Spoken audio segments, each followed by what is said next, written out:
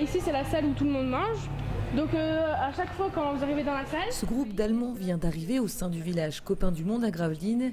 D'ici quelques jours, ils seront 220 enfants de 26 pays différents réunis pour 3 semaines de vacances.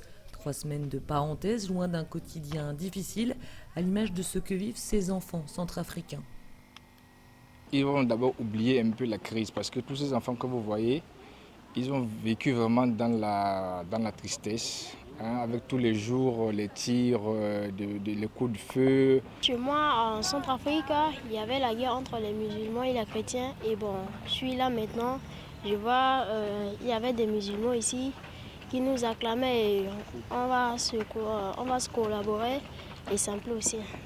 Né à Gravelines grâce au Secours populaire et aux Éclaireurs de France, le concept du village Copains du Monde a fait depuis 10 ans des émules. Il en existe aujourd'hui 17 en France. Alors pendant ces vacances, on joue, on partage, on vit ensemble avec ces différences et on découvre parfois la démocratie.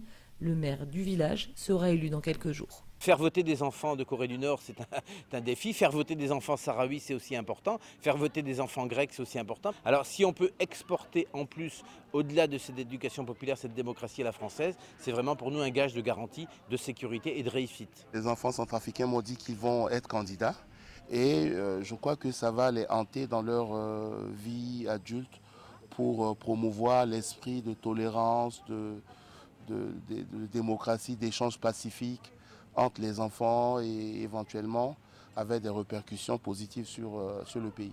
Au village Copains du Monde, on apprend et on découvre, mais surtout on s'amuse. Ça sert à ça les vacances.